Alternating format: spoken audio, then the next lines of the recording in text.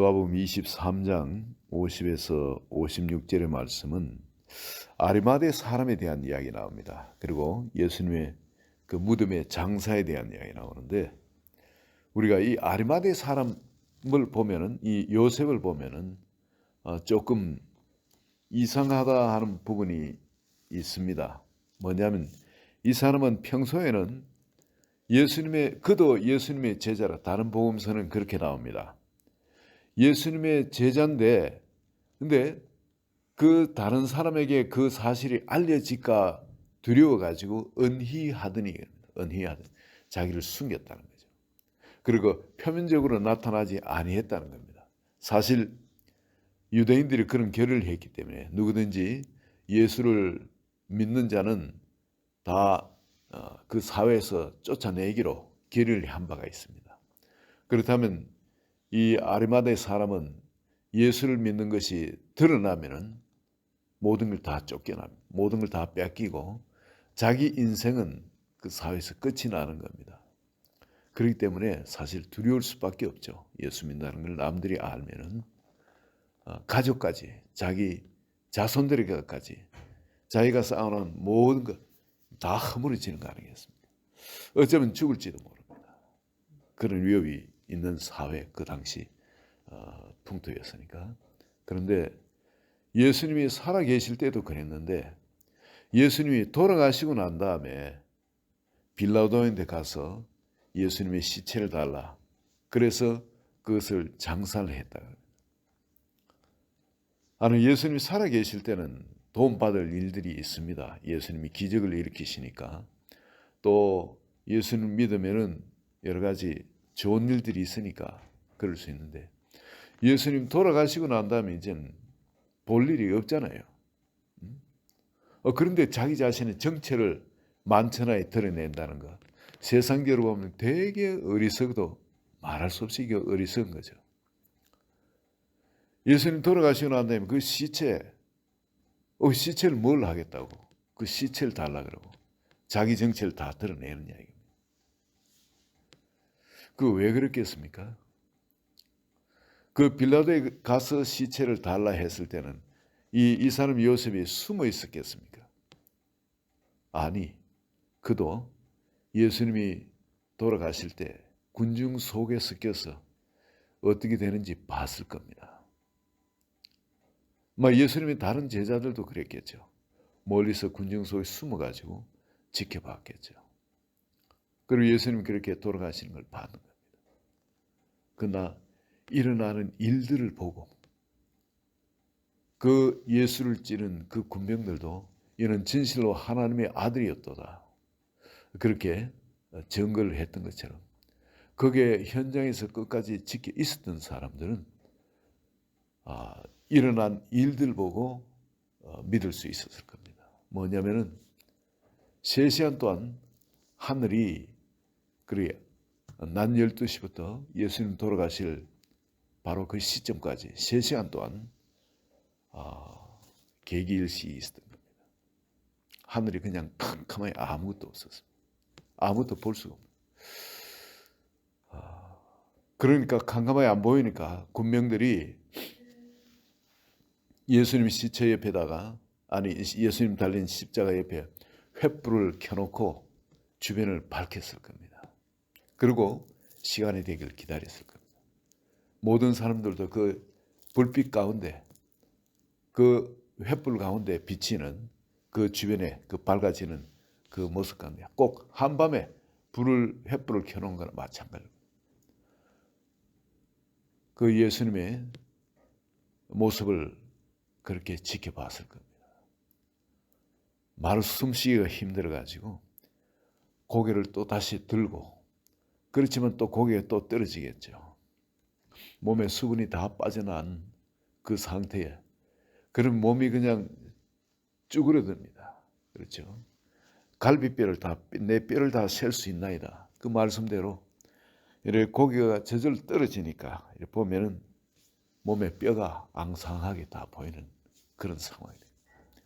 사람 몸이 한 70%가 물이니까 물이 빠지면 어떻게 됩니까? 그냥 뼈만 남죠. 가죽만 남습니다.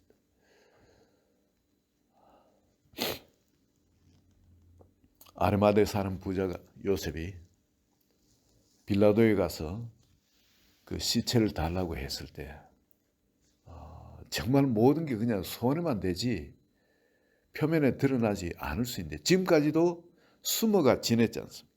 예수님이 제자라는 것. 그런데 더 이상 견딜 수 없었던 것은 바로 그 일어난 일들이 지금 증거가 되고 있는 겁니다. 원래 하늘이 이렇게 닫힌다는 것은 캄캄한 임한다는 것은 바로 하나님이 노하셨다는 죄의 벌로서 그렇게 주신 거예요. 여러분 출애굽할 때도 그랬죠. 하늘이 그냥 캄캄해집니다. 흑암이 그냥 가려집니다. 그 재앙 중에 그 하나님께서 그런 재앙도 펼칩니다. 하나님이 이 장면을 못 보겠다는 그런 뜻이 되지 않습니까? 이건 내가 지켜보지 못하겠다. 도무지. 그리고 또 땅에서도 증거가 있죠. 하늘에서도 증거가 있고 땅에서도 증거가 있었습니다. 지진이 나고 그리고 무덤들이 열리며 죽었던 자들이 살아나는 그런 일들이 있었어요. 땅에서도 그런 증거가 있어요. 그리고 성전의 휘장이 찢어져 버립니다. 성전의 휘장이. 이제 성전이 그냥 확장 열린 겁니다. 지성소는 못 들어가는 게 아니라 들어갈 수 있도록 활짝 열어둔 겁니다. 이 말은 우리가 안 믿을래야 주님이 하늘과 땅의 증거 그리고 지금까지 말씀해 오신 바로 그 성전에 대한 성전의 증거 그것이 다 일어난 겁니다.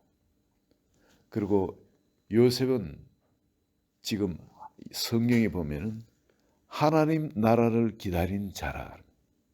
하나님 나라를 기다린 자라. 자, 이 세상에 아무리 좋은 거 있다 할지라도 하나님 나라에서 내가 그게 주인공이 되지 못한다면, 그 안에 들어가지 못한다면 여러분 이 세상에 어떤 것이 있더라도 이게 무슨 소용이 있겠습니까? 잠시 우리가 인생 살아봤지만 잠시 있다 지나가는 인생이지 않습니까? 그런데 예수님께서 분명히 이 세상에 오셨을 때 말씀하신 하나님 나라에 대해서 이야기를 했거든요. 그리고 우리가 그 영원 불멸의 그런 존재가 된다는 거, 그런 존재가 된다는 걸 말씀해 주시고 그리고 주님이 어떤 죽음으로 죽으시고 또 살아날 것을 또 말씀해 주셨는지 제자들은 다 들었던 겁니다. 그런데 이 아르마데 사는 부자 요셉은 이 세상에 있는 이 모든 걸 다 희생할지라도 다 베팅할지라도 바로 예수님이 말씀하신 그 하나님 나라, 그 하나님 나라를 소유하기를 원했던 겁니다. 그렇기 때문에 이제 결단을 했어요. 이제 이대로 예수 믿는 것을 의리하다가 그 나라 들어가지 못할 것인지, 나 이제 정말 내가 믿는 그 믿음을 숨기지 않고 있는 그대로 같이 드러내고 그렇게 살 것인지 결단하고 그렇게 움직입니다. 거기에는 누가 있었습니까? 성령의 감동이 있었습니다. 하나님은 이 하나님의 말씀을 이루기 위해서 누군가 부자 한 사람의 마음을 움직여야 합니다. 이 말씀을 어떤 말씀을 이루기 위하냐면은 그 예수님은 죽은 후에 그 무덤이 부자와 함께 되었다. 부자와 함께.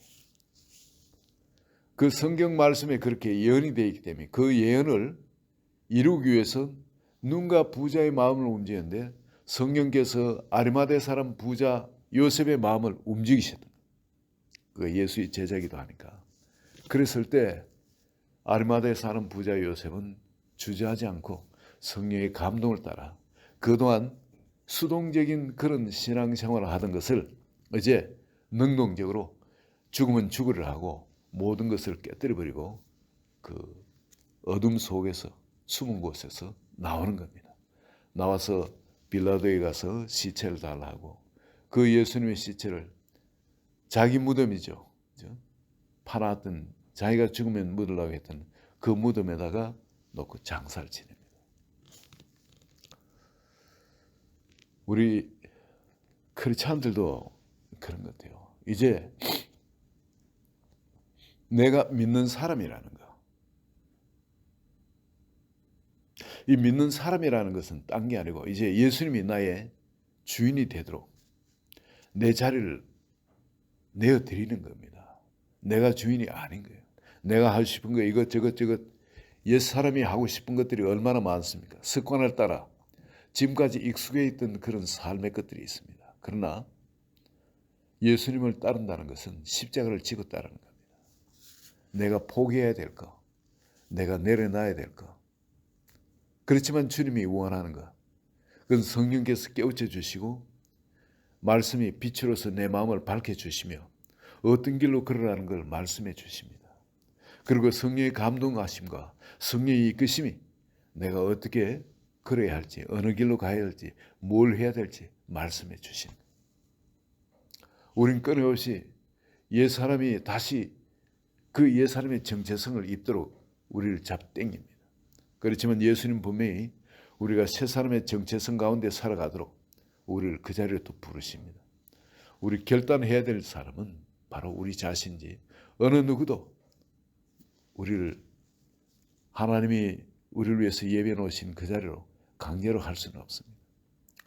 예수님은 공생의 사역 시작하면서부터 어머니에 대해서 부인 이렇게 불렀었죠. 다른 사람인 겁니다. 여러분, 몸은 똑같은 사람인데 성령이 임하시고 공생의 사역을 시작하고는 다른 사람인 거예요. 우리가 그리스도인이 되었다는 것은 우리 옛사람이 아니라 주님이 주신 그런 새로운 정체성 가운데서 새로운 생명길을 걷는 사람들인 겁니다. 이제는 우리가 익숙했던 걷는 길이 있습니다. 그러나 우리가 걷도록 하신 길은 거룩한 길입니다. 이는 진리의 길입니다. 이는 성령이 끌려 사는 길입니다. 말씀을 따라 사는 길입니다. 믿음으로 사는 길이에요. 하늘나라 소망으로 사는 길입니다. 오늘 이 아침에 다시 예수님께서 아리마다의 사람 부자 요셉을 통해서 수동적인 그런 신앙생활을 하고 있었다면 우리한테 주님이 일깨워 주시는 것, 이게 다시 새로워지기를 원합니다. 여러분, 광야에 40년간 그 수많은 사람이 있었지만 약속의 땅에 들어가는 두 사람이 어떻게 약속의 땅에 들어갈 수 있는지 우리가 알지 않습니까?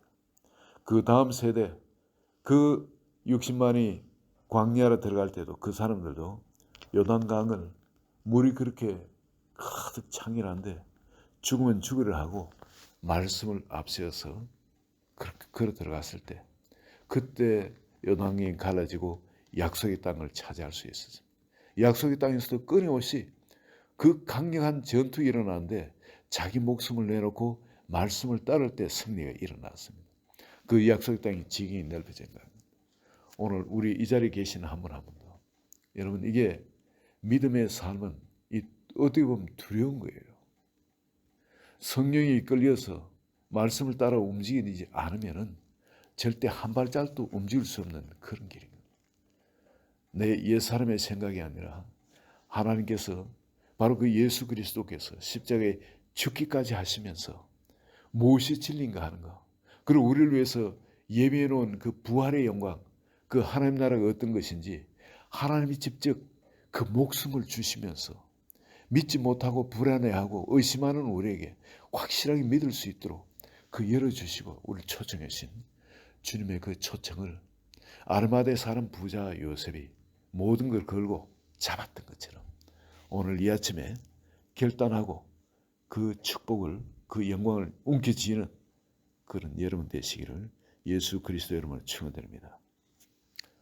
하나님 아버지, 우리를 위해서 열어놓으신 아버지 그 생명길, 결코 발견할 수 없는 그 길이지만 주님이 내가 길이요 진리요 생명이라 말씀하신 것처럼 주님이 직접 길이 되어서 그 길을 걸어가시며 우리가 그 길을 뒤따를 수 있도록 그 길을 보여주심을 감사합니다. 그리고 또 직접 죽으시고 부활하셔서 주님 말씀하신 그 모든 것이 정말 진리며 또 우리가 그 영광 가운데 들어갈 수 있는 말할 수 없는 그 영광을 우리에게 허락하시고 또 우리에게 그 초청해 주신 것을 감사합니다. 이 자리에 계시는 한 분 한 분 이번 이 예수님의 이 참 당하셨던 이 사순절과 고난 주간에 우리가 기도하고 또 주님을 기다리던 이 모든 것 헛되지 않게끔 이 아르마다의 사람 부자 요셉이 그랬던 것처럼 믿음으로 주님의 예수 그리스도를 바로 주님의 그 말씀을 나의 생명 그 자체로 붙드는 아침 되는 그런 복된 날이 되게 하여 주소서. 예수 그리스도 이름으로 기도합니다. 아멘.